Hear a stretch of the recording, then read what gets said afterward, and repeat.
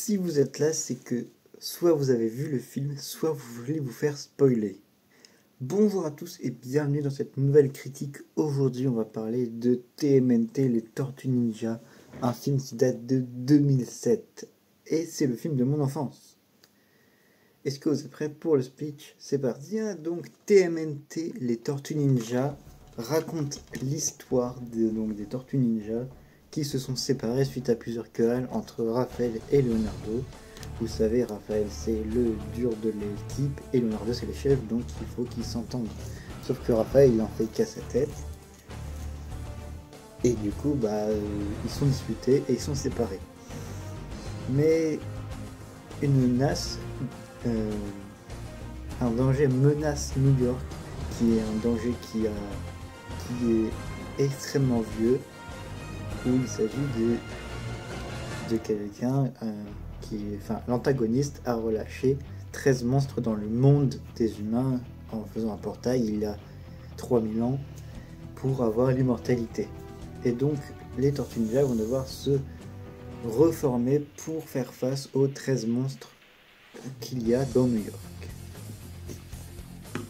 Bien, donc les points positifs de ce film, il y en a pas beaucoup, mais il y en a quand même. Il y a la musique, effectivement. Comme à chaque fois, les musiques sont incroyables, puisque c'est des musiques qui ont été composées par Klaus Badelt, que vous avez connu pour avoir composé la musique du premier Pirates des Caraïbes. On a aussi l'animation, pour un film de 2007, l'animation est quand même bien faite. Les tortues sont extrêmement stylées, et aussi, ça n'a pas vieilli.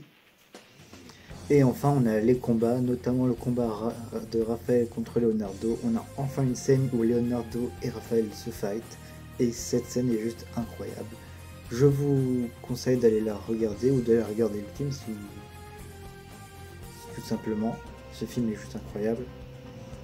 Voilà. Et le point négatif, c'est que le film se concentre trop sur Raphaël et Leonardo, et donc laisse de côté les autres au second plan, c'est-à-dire que on n'accorde pas assez d'importance à Donatello, Michelangelo, Maître Splinter, April, Kazé et tous les autres personnages du film, et on se concentre plus sur la relation entre Leonardo et Raphaël.